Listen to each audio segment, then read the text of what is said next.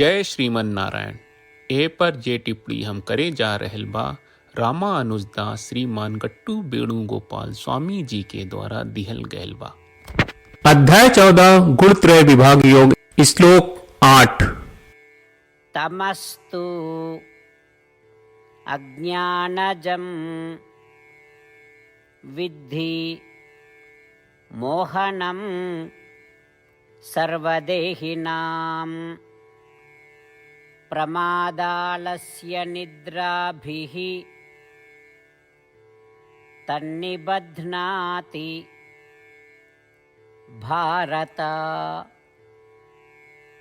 ओम। गीता 4 श्री कृष्ण परमात्मा अर्जुन समेत हमनी सबके गुणत्रय विभाग योग सिखा रहे बानी। परमात्मा कह रहे बाड़न कि अर्जुन तीसर गुण तमोगुण बा। तमोगुण अज्ञानता से पैदा होला और औरी अज्ञानता के जन्म देला।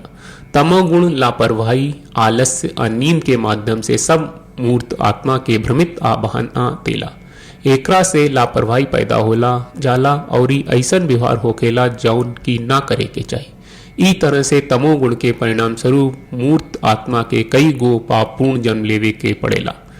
ई कह के श्री कृष्ण परमात्मा तमोगुण के प्रभाव और ई हमनी के कैसे बहानत बा ई बतावत बाड़न। यही से सत्य गुण के विकास रजोगुण और तमोगुण के दबावे के खातिर और तीनों गुण से बहनाल न जाए खातिर हमनी के आपन सब काम श्री कृष्ण परमात्मा और श्रीमन नारायण की सेवा के रूप में करे के चाहिए और श्रीमन नारायण की साधना के रूप में काम करे के चाहिए।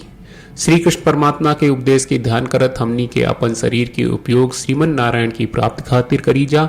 हमनी के श्रीमन नारायण के समर्पण करत श्री कृष्ण परमात्मा के वचन के श्लोक के रूप में दोहरावे की कोशिश करी जा। तमस्त्वज्ञानजं विद्धि मोहनं सर्वदेहिनां प्रमादालस्य निद्राभिः तन्निबध्नाति भारत। श्रीमद् भगवत गीता का पूरा सार श्री कृष्ण परमात्मा ने अध्याय 18वें के श्लोक 65 से 70 में 8 काम करे खातिर दिले बाड़े। श्री कृष्ण कहले हम ओ लोगन से प्रेम करनी जो लोग इन 8 बातन के मान तारे। हम ओ भक्तन के हर तरह से रक्षा करब। श्री कृष्ण परमात्मा के द्वारा बोलल गईल संपूर्ण भगवत गीता सुनला के बाद अर्जुन कहले करिष्ये वचनम त्वा, जेके मतलब बा कृष्ण मैं उही करब जौन आप कही। यही कारण बा श्री कृष्ण अर्जुन के हर तरह के सफलता आ विजय प्रदान करेले। आई परमात्मा के आपन व्रत देई कि हमनी के ये 8 गौ कर्म के पालन करी जा। ई वचन परमात्मा के देवे से बड़न कौनो पूजा तपस्या यज्ञ नहीं। हम 8 प्रण कहब जौन हमनी के करे के चाहिए। आप सब कृपया इन्हन के आपन दिमाग और दिल में सोची। श्री कृष्ण के आपन वचन देवे के ई तरीका में हमनी सबकी कल्पना करे के चाहिए कि श्री कृष्ण का चेहरा खुशी से चमकत बा और खुशी के एहसास करत बा। जय श्रीमन नारायण। यहाँ हमनी के 8 वादा बा। हमनी के पहला वादा, हे श्रीमन नारायण आपका निर्देश के मुताबिक हम हमेशा तोहार ध्यान करब और तोहार बारे में सोचब। हमनी के दूसर वादा, हे श्रीमन नारायण आपका सलाह का अनुसार हम हमेशा आपका भक्त रहब। हमनी के तीसर वादा, हे श्रीमन नारायण हम आपन सब काम तोहरा सेवा के रूप में और तोहरा संतुष्टि खातिर करब। हमनी के चौथा वादा, हे श्रीमन नारायण जैस की आप माने के कहले रहलू हमरा बहुत विश्वास बा कि हम आपके होई और हम हमेशा आपन दोनों हाथ जोड़ के आपके नमस्कार करब और आपकी पूजा करब।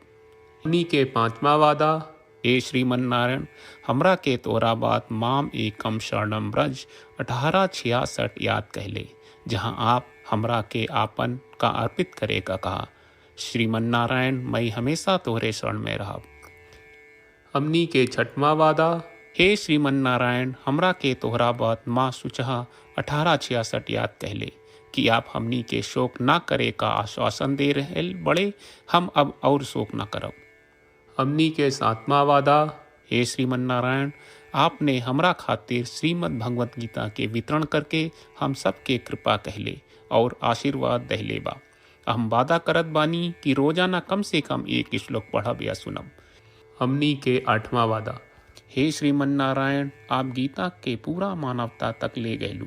हम गीता में आपके दिव्य वचन के उन भक्तन तक पहुँचावे के प्रयास करब जे गीता से अपरिचित बा।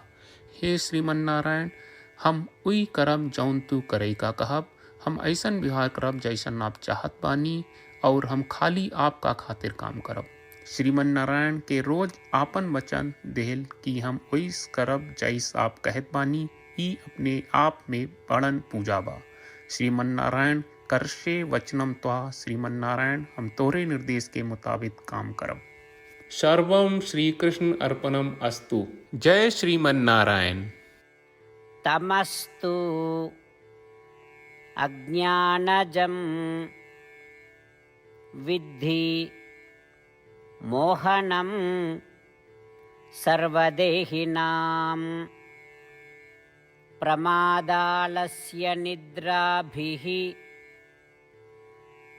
तन्निबध्नाति भारत। ओम तमस्त्वज्ञानजं विद्धि मोहनं सर्वदेहिनां प्रमादालस्य निद्राभिः तन्निबध्नाति भारत। जय श्रीमन नारायण। सब भक्त लोगों से विशेष अनुरोध बा, जीवन में हर चीज में हमनी के तत्कालिक और प्रभावशाली परिणाम की अपेक्षा रहेला। एकरा खातिर आइए रोजाना 1 मिनट के समय निकालल जाए और नारायण आश्रम पढ़ल जाए।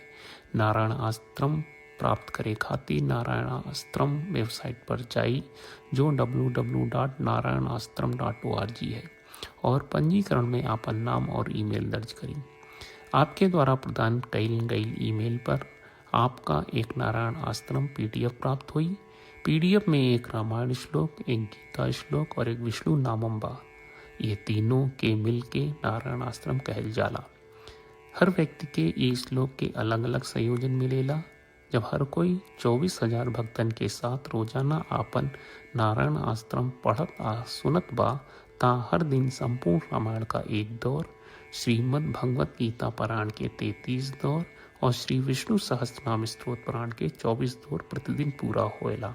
ई एक बहुत ही उल्लेखनीय और विलक्षण परिणाम बा, जौन हर एक दिन ऐस करे से निकलेला। ई कारण बा कि आप और आपके परिवार के सदस्य तुरते जाके आपन नारायण आश्रम प्राप्त करी। जय श्रीमन नारायण।